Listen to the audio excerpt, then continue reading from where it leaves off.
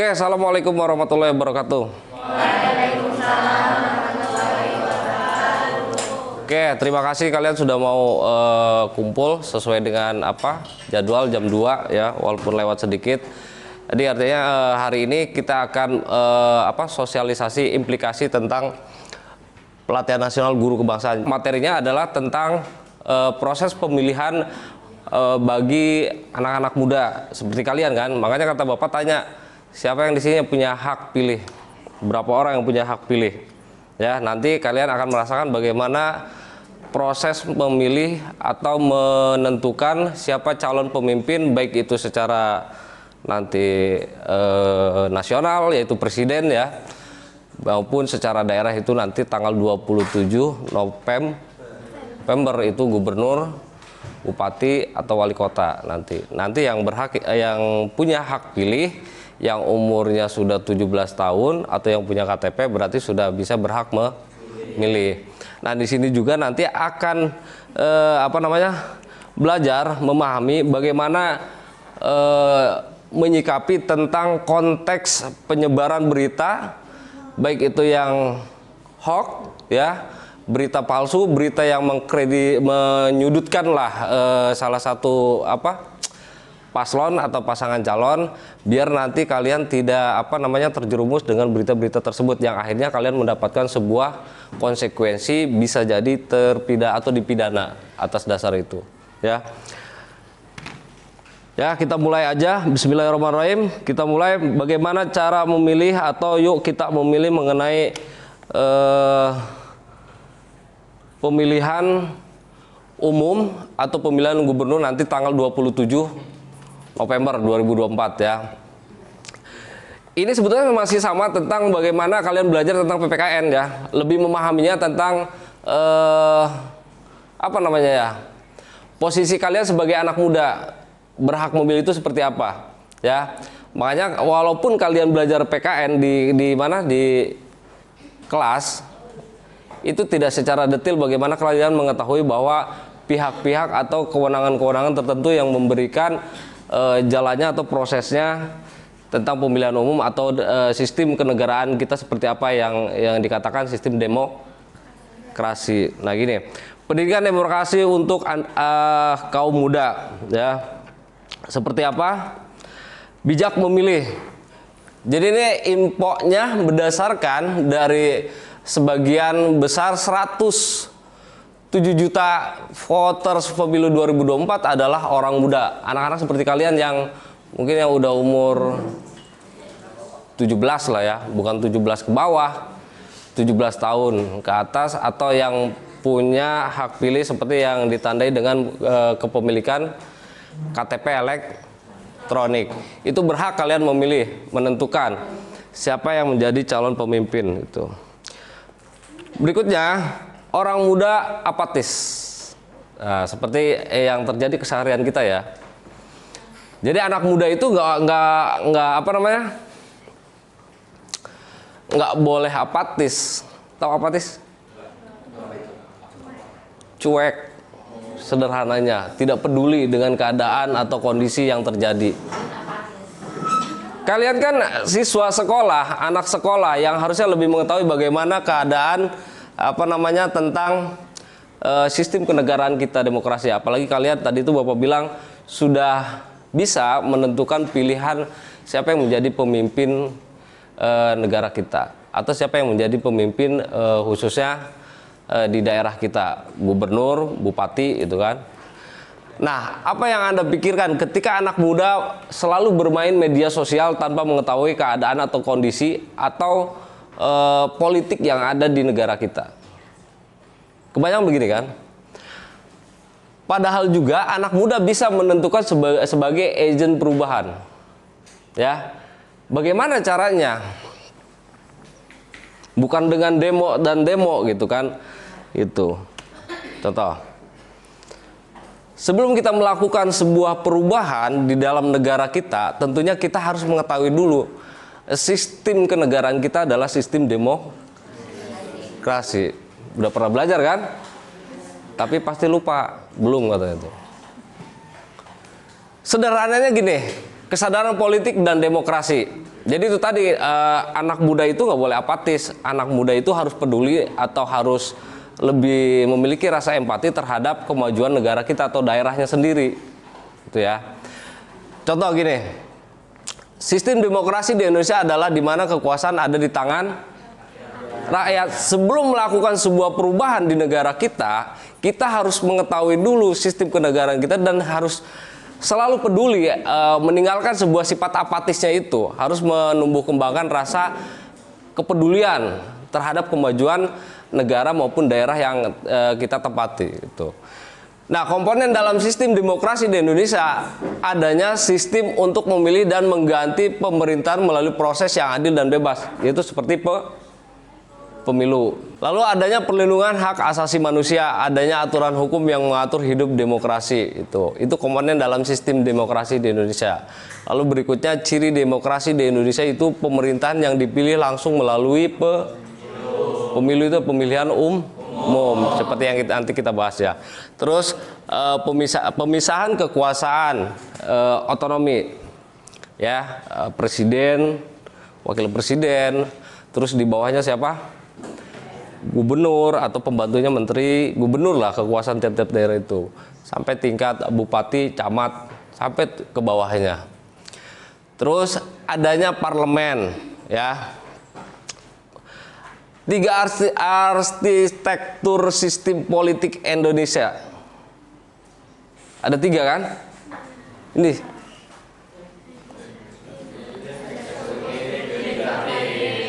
tuh. Nanti kita akan tahu eksekutif itu yaitu lembaga yang diberi kekuasaan untuk melaksanakan undang-undang. Ingat eksekutif ya, contohnya apa? Presiden. Terus siapa lagi? Terus siapa lagi?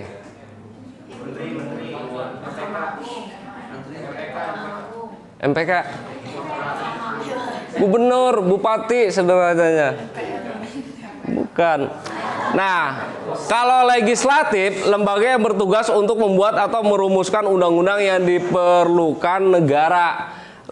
Legislatif itu DPR, MPR, DPR RI, nasional, DPRD, provinsi, DPRD kabupaten, itu. Dia punya kewenangan dalam merumuskan sebuah undang-undang, ya. Terus yudikatif. Lembaga ini berfungsi untuk mengadili penyelewengan konstitusi mengenai kenegaraan, ya, dan peraturan perundang-undangan oleh institusi pemerintah. Sepertinya yang kemarin kita ketahui ya, dalam pergolakan pemilihan presiden kemarin, banyak hal yang dipersoalkan, yang tentunya kalau menurut Bapak, kalian tidak boleh tergiring sebuah opini hal-hal yang akhirnya menyalahkan salah satu calon atau menyalahkan salah satu pemimpin yang jadi saat ini gitu kan, antara dua kemarin itu kan, itu nggak boleh. Kita harus berpikiran selalu positif gitu, karena yang menentukan nanti bagaimana hasilnya saja. Karena kita ini sering digiring oleh beberapa media atau berita-berita yang arahnya sebetulnya tidak benar, hoax gitu. Tapi karena ada beberapa kelompok yang bisa menggiring opini itu menjadi tidak benar adalah mempengaruhi dengan media sosial. Contoh misalnya gini, kelompok ini bersepakat untuk membentuk sebuah tim, membuat berita hoax. Arahnya untuk kepentingan salah satu calon itu. Gitu, ya. Jadi jangan termakan hoax atau berita yang tidak benar dulu.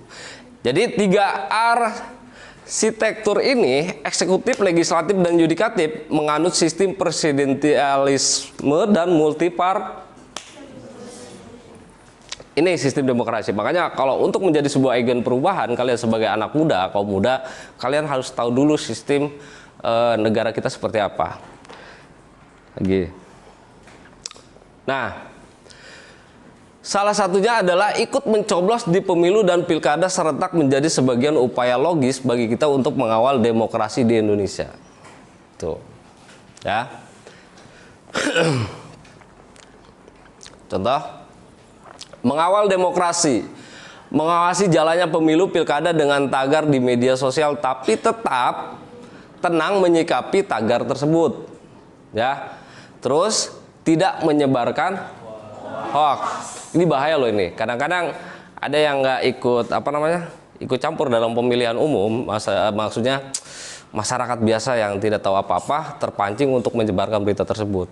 Kan banyak di berita tiba-tiba pedagang cilok digiring ke penjara akibat berita tersebut. Sebenarnya kemampuan kapasitas dia apa? Nggak ada, karena tergiring hal itu. Jadi kadang-kadang hoax itu membentuk sebuah karakter seseorang yang akhirnya membuat secara brutal dalam bermain media sosial, menyebarkan berita-berita seolah-olah dia benar gitu. Padahal dia juga berita itu dapat dari orang yang nyebarin itu yang orang yang nggak benar juga gitu. Tapi dibuat lagi sama dia gitu, dikemas lagi lah. Menyebarkan video viral berisi fakta terkait kecurangan dalam pemilu, tapi pastikan sumbernya. Apapun itu ya, pastikan sumbernya dari mana dulu. Terus hati-hati video lama pemilu. Kan kemarin banyak ya? Tuh.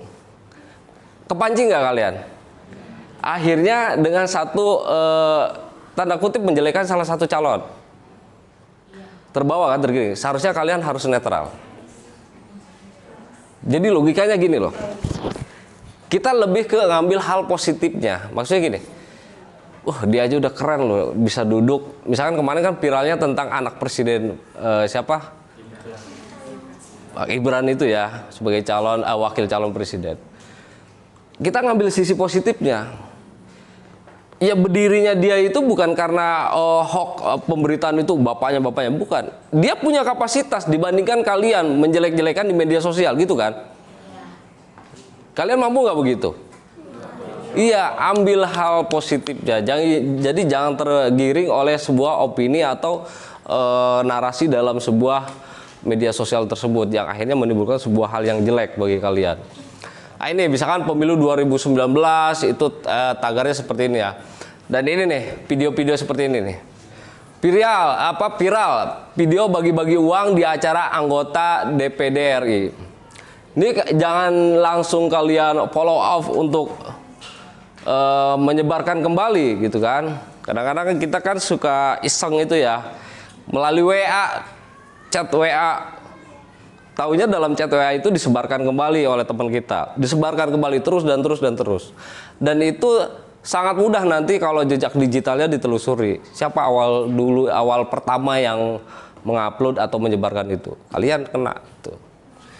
Itu contohnya ya. Nih. Hati-hati celah informasi. Hoax juga terjadi bukan karena kebetulan, tapi kekurangan atau ketidaksepahaman dalam informasi yang tersedia tentang suatu topik atau isi tertentu. Itu kebanyakan orang yang nggak tahu ya. Itu kan. Lalu berikutnya, kekosongan pengetahuan atau pemahaman besar antara apa yang sudah diketahui dan apa yang sebenarnya perlu diketahui. Jadi lebih memfokuskan tentang pengetahuan misalkan tentang pemilu gitu, tentang hal apapun. Jangan, kalau kita bermain media sosial atau berselancar di dunia maya, itu harus lebih hati-hati. Karena kalau menurut Bapak lebih bahaya di dunia maya loh. Ya, jejak digitalnya mudah ditelusuri.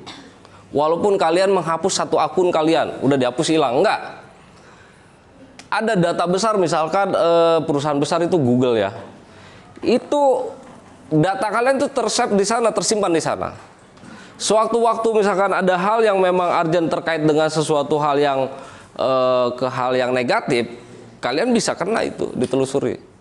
Jadi hati-hati bermain dunia maya atau di dunia digital. Nih. Celah informasi ya. Kamu tapi nggak mirip kayak gini ya. Contohnya, ilustrasinya begini.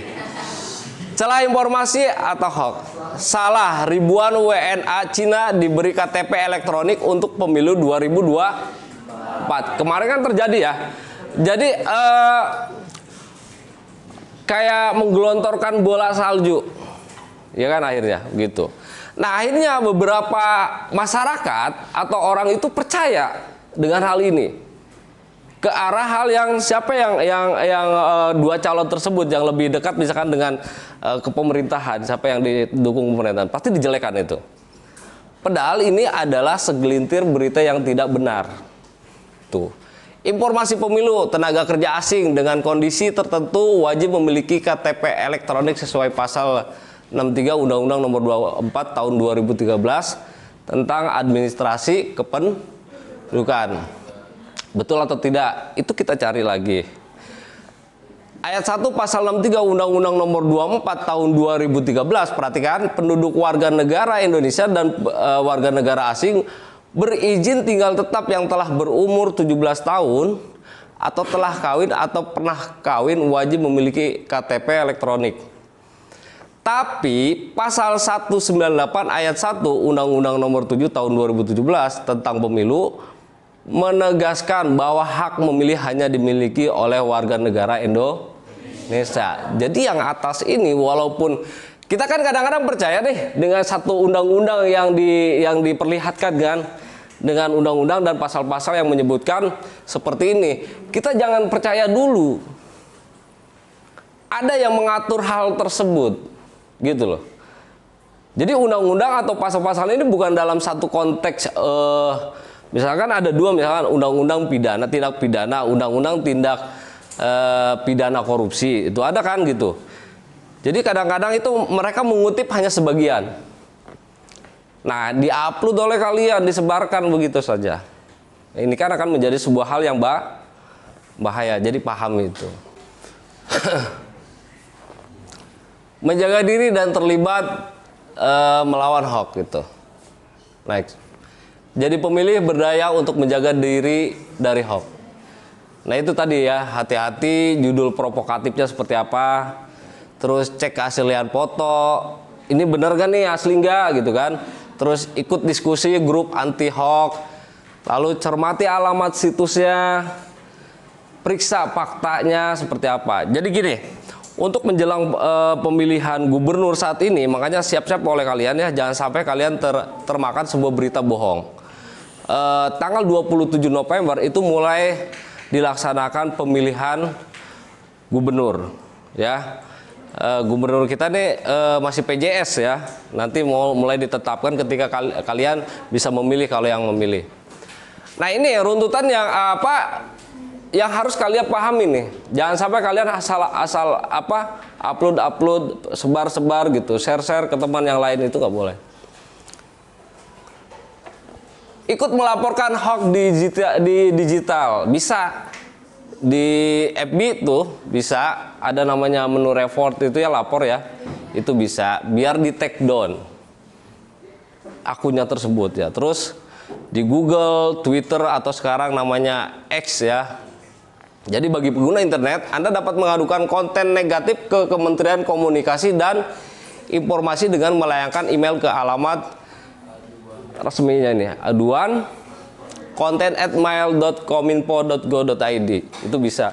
Terus yang sering main TikTok bisa mengadukan, pilih ikon bagikan berlambang arah panah ke kanan lalu bla bla bla, itu bisa kalian perhatikan ya. Kalau misalkan menurut kalian sesuai dengan fakta ya, tapi jangan asal kalian melaporkan saja. Sesuai dengan fakta ya. Kalian makanya telusuri dulu. Makanya tadi Bapak bilang kalau bermain dunia digital atau dunia maya itu lebih hati-hati, lebih bahaya. Ya. Karena ada beberapa informasi gini. Kemarin ada informasi begini. Jadi pihak kepolisian itu tidak akan langsung menangkap. Mereka pemantauannya itu 6 bulan. 6 bulan. Ketika kalian berselancar di dunia maya itu, kalau kalian sudah terindikasi ke hal yang negatif atau dapat mengganggu ketentraman dalam di dunia digital atau nanti berdampak negatif terhadap masyarakat atau lebih ke hal ketentraman, ke kondusivitas dalam negara itu, kalian bahaya nanti dikontrol itu sama pihak kepolisian. 6 bulan. Jadi nggak langsung waktu itu misalkan dilihat ditangkap, nggak. 6 bulan itu dikontrol tanpa kalian ketahui. Setelah 6 bulan serasa ke pihak kepolisian itu sudah memenuhi apa namanya, unsur ada tindakan hal-hal ke arah yang membahayakan, kalian sebagai pelakunya, entah itu kalian lagi di mana, tahu-tahu ditangkap aja. Jadi kayak gitu, hati-hati ya.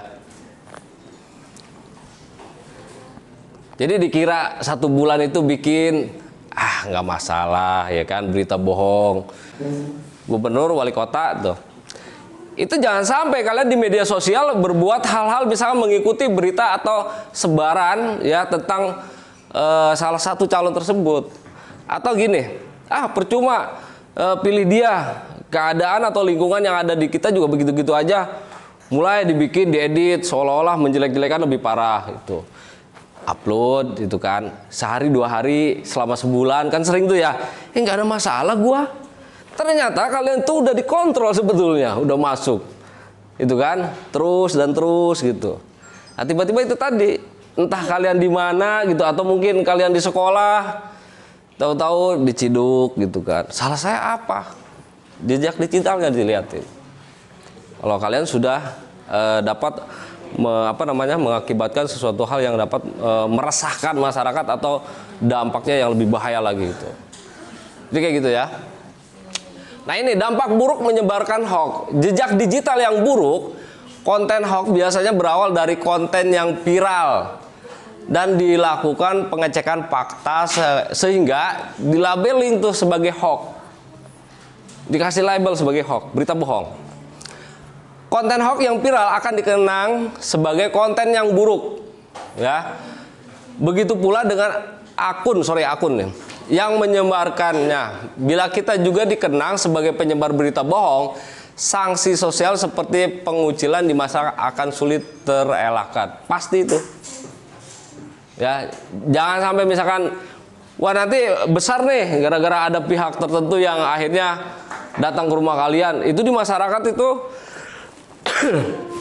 secara nyata, secara sosial itu pasti kalian dilabelkan sebagai orang pembohong loh, tukang nyebarin hoax loh. Kan malu kita. Wah, keluarga tukang nyebarin hoax gitu. Tukang ngerumpi jangan dengerin. Beritanya bohong semua. Malu nggak kayak gitu? Iya kan? Lalu melanggar hukum, penyebaran hoax dikategorikan sebagai penyebar berita bohong yang merupakan tindak pidana. Ya, bukan perdata nih, bukan masalah utang ya. Tapi pidana kalian. Kalau perdata istilahnya masih bisa di ya tidak masuk jeruji besi lah gitu kan. Tapi kalau sudah pidana, ini yang bahaya. Nah undang-undang yang menentukan salah dan tidaknya itu ya ini undang-undang ITE itu. Bila penyebaran berita bohong melalui medium digital dan kitab undang-undang hukum pidana KUHP tuh. Wahai para penyebar hoax, hati-hati sanksi pidana menanti. Pasti itu. Oke, next. Sanksi bagi pembuat dan penyebar hoax. Ya, sanksi administrasi karena melanggar aturan pemilu, individu atau kelompok cenderung bersifat administratif. Ini sanksinya. Sanksi pidana melanggar dalam aturan pemilu tujuannya menjaga integritas, transparansi dan keadilan dalam demokrasi. Itu ya. Nah ini pasal-pasal yang mengatur itu sebuah.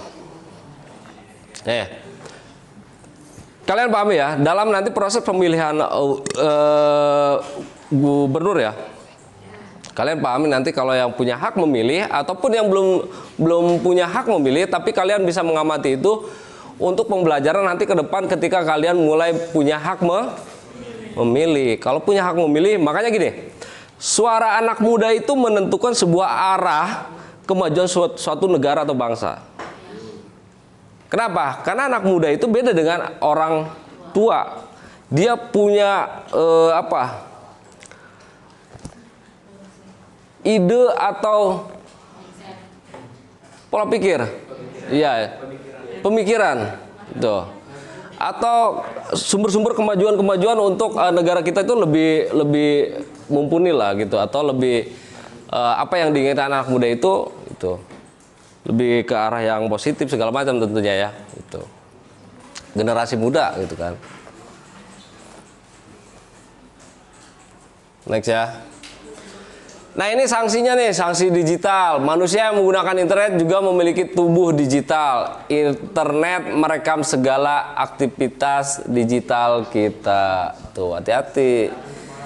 Nah, jejak digital adalah jejak yang ditinggalkan oleh aktivitas online seperti pengguna internet, media sosial, posting konten, dan sebagainya. Tuh. Terus, jejak digital membentuk identitas unik dari setiap individu pengguna internet. Itu pasti beda-beda. Pernah nggak kalian masih dalam perasaan apa, keinginan kalian dalam hati pengen punya baju batik, tiba-tiba ada iklan batik, ya kan? Pengen beli apa, tiba-tiba muncul tuh iklan, ya kan? Itu tanpa kalian sadari tadinya pernah menelusuri atau pernah kalian berdiskusi atau bicara di sana, chat atau gimana, secara voice juga bisa. Itu terekam. Itu namanya algoritma. Ya, itu paham itu. Terus sanksi sosialnya nih, ini yang nyata ya. Sanksi sosial bisa berupa stigma atau pengucilan sosial untuk membuat pelaku merasa malu. Dikucilin. Nih sanksi sosial nggak jauh-jauh, di kelas aja. Gara-gara kelakuan misalkan si Reinhard, ya kan, bikin masalah di kelas. Sehingga kalian membentuk sebuah, udah kita hukum aja dia hukuman sanksi sosial. Seminggu aja didiemin di kelas tuh, dia ngomong apa dicuekin aja. Gimana perasaannya? Malu. Loh. Bisa pindah sekolah dia ya. Stigma sebagai provokator, tukang bohong, tukang bikin hoax, bahkan tukang adu domba bisa jadi, sorry. Nah ini kan, bisa jadi nanti dengerin, penamanan-penamanan ini bisa dilabelkan oleh publik nanti. Malu kan? Itu, apalagi cewek cantik dikatain tukang bikin hoax, segala macem, susah dapet jodoh itu, ya. Jadi kayak gitu ya.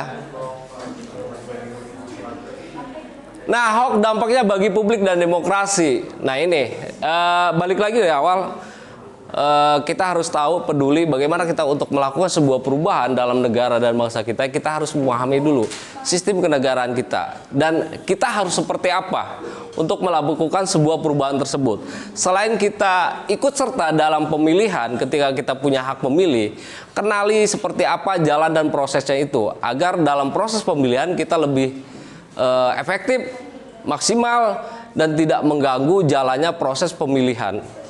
Ya, tuh, itu baru sebagai orang yang peduli dengan bangsa dan negara. Bentar lagi. Nah ini, menghilangkan hak pilih, berita bohong yang tadi itu dapat menghilangkan hak pilih, kepercayaan publik dan integritas pemilih juga dapat terganggu. Ini. Jadi intinya ketika kalian sudah dapat punya hak memilih, kalian dapat menentukan pilihan dengan baik dan benar. Salah satu contoh gini, kalau kalian misalkan sekarang lebih mudah bermain digital di dunia maya, ketika kalian tahu seperti apa calon pemimpin atau beberapa calon, kenali dulu tuh calonnya. Ya, seperti apa, orangnya bagaimana, kenali dulu. Misalkan, apa sih keuntungannya buat kita ketika kita memilih, kan orang banyak berbicara gini ya, apa sih keuntungannya buat kita ikut peduli memilih, juga dia kalau jadi kita biasa aja. Enggak gitu. Itu buang hal-hal seperti itu. Kenapa? Karena kalau menurut Bapak, ketika kita menentukan sebuah pilihan berdasarkan ini calonnya seperti apa dulu, track recordnya seperti apa dulu, apa yang menjadi dampak dan keuntungan nanti? Apakah dia peduli dengan sebuah progres perubahan, undang-undang, misalkan undang-undang tentang pendidikan, undang-undang tentang kesehatan, atau undang-undang tentang ketenaga kerjaan, yang mungkin salah satunya misalkan tentang pendidikan. Kalau dia peduli tentang pendidikan, kita memilih calon tersebut yang peduli tentang pendidikan, berdampak nggak terhadap kita? Berdampak kan? Contoh, biaya sekolah ringan atau segala hal tentang apa yang menjadi keinginan kalian ketika kalian sekolah di SMA itu terrealisasi, itu ya, terpenuhi. Contoh misalkan kuliah, ya, biaya kuliah itu gara-gara untung saya milih dia nih gitu kan, si A sebagai pemimpin. Akhirnya dia peduli dengan pendidikan, biaya kuliah saya minim gitu kan. Terus apalagi dalam lingkungan, apa sih keuntungan memilih dia nih? Toh dia kalau udah jadi juga nggak bakalan peduli gitu kan. Makanya itu kuncinya adalah kenali dulu track record seperti apa. Jangan termakan berita hoax atau tidak jelas, tidak benar. Gitu. Nanti juga kalau sesuai track recordnya apa yang kalian inginkan, misalnya peduli terhadap lingkungan yang ada di lingkungan kalian. Wah, saya nyebrang ke desa itu harus ada jembatan. Karena kalian memilih pemimpin yang peduli terhadap lingkungan, akhirnya kalian tidak perlu nyebur lagi ke kali, dibangunkan kayak gitu. Jadi semua itu ada untungnya, tidak menguntungkan bagi kita sebagai pemilih. Ada semuanya. Kalian berpikir gini, ketika orang jadi pemimpin itu tidak langsung apa yang menjadi rujukan atau aspirasi keinginan masyarakat itu. Ketika pengen itu, langsung tidak. Ada sebuah perencanaan dulu. Pelaksanaan dari evaluasi yang sudah ada atau berjalan itu. Jadi harus berpikir secara rasional lah, berpikir positif lah. Jangan kalian tergiur, terbawa oleh hal-hal berita yang menyudutkan sesuatu hal. Ingat itu, ya. Oke, kalau misalkan kebijakan itu tidak sesuai dengan apa yang kita inginkan, ya cari dulu faktanya, sesuai apa tidak. Jadi jangan langsung, oke ayo kita demo aja. Tidak bisa begitu. Itu bukan merubah sebuah arahnya sistem kenegaraan atau kemajuan sebagai negara dan bangsa kita. Itu anak muda tidak seperti itu, ya. Intinya cari fakta, jangan terbawa berita bohong, berkontribusi dalam pemilihan umum itu sesuatu hal yang dapat merubah arah bangsa dan negara kita. Oke, sampai sini ada pertanyaan? Nggak ada? Tentang pemilih, nanti siapa yang memilih gimana? Hah? Nggak tahu calonnya? Makanya tadi cari tahu dulu. Nanti proses kampanyenya itu di sekarang bulan apa? Juni, Juli ya.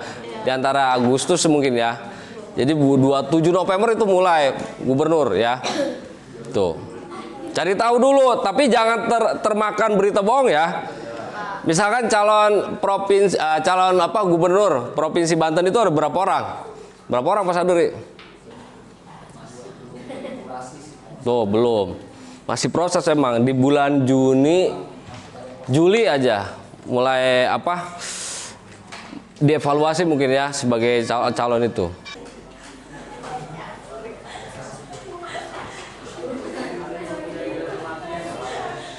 Oke, jadi nanti kalian untuk akhir dari kegiatan ini ya, kalian boleh menggunakan handphone, isi Google Form-nya di sini ya, dengan barcode. Bapak nggak bakalan ngasih ke grup linknya, kalian coba scan, bisa nggak? Kalau nggak bisa baru Bapak dengan linknya.